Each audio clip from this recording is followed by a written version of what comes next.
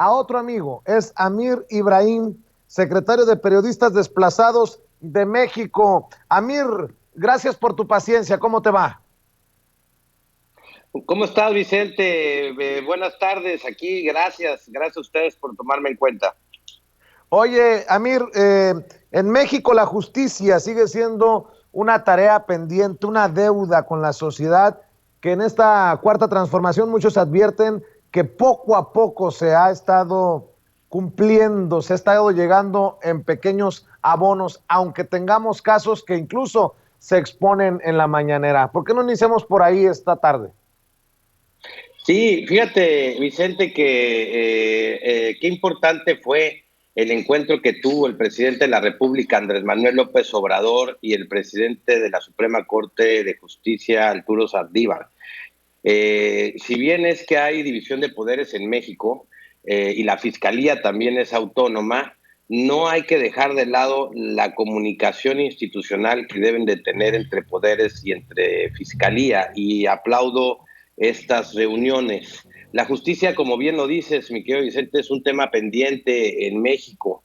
Y creo que es el tema más fundamental pendiente que existe. Sin embargo, poco a poco estamos viendo que va dejando pequeños abonos a esta gran deuda que tiene la nación con los ciudadanos mexicanos. Dice la Constitución, Vicente, que la justicia debe ser pronta y expedita. Sin embargo, es todo lo contrario en este momento, es lenta, es peligrosa y casi siempre es imposible llegar a ella.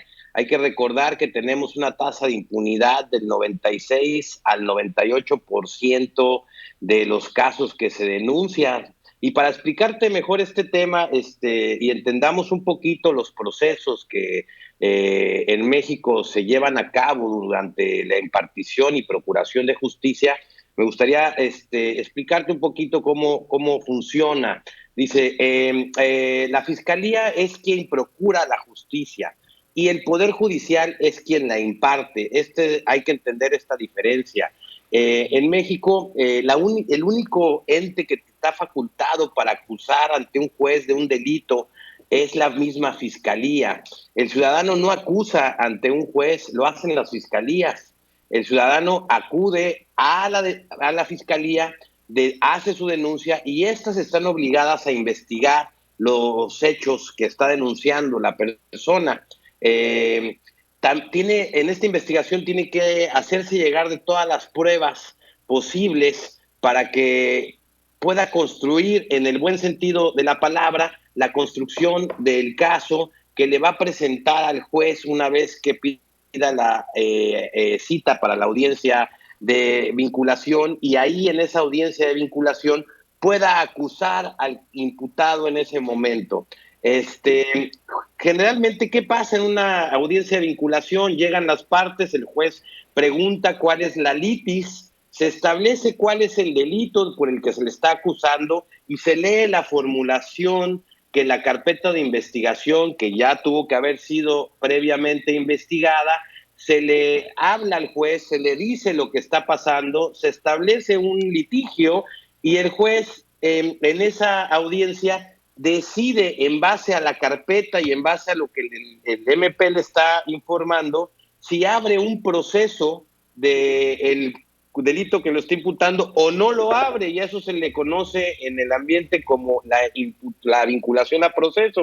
Si la fiscalía logra la vinculación a proceso, entonces el juez dictamina un aproximado de tiempo, que pueden ser hasta 3 meses, para que ambas partes aporten todas las pruebas posibles.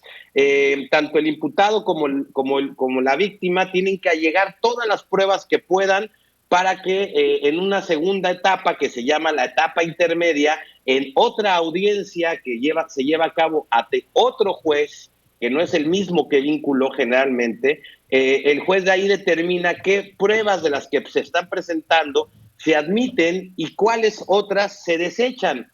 Esta etapa es importantísima porque las pruebas que se logren meter y las logre admitir el juez son las únicas pruebas que se van a debatir en el juicio oral, que viene siendo la tercera etapa del proceso. El problema en México es que desde la investigación hasta el juicio oral pueden transcurrir aproximadamente 2 años hasta que eso suceda. Eh, ¿Qué es lo qué importante es el trabajo de la Fiscalía General de la República en los grandes casos que a este país tiene? Por ejemplo, el Rosario de los Robles, por ejemplo, el de Subadúa, y bueno, todos estos, el de Lozoya, porque en base a lo que ellos investiguen es lo que van a poder probar.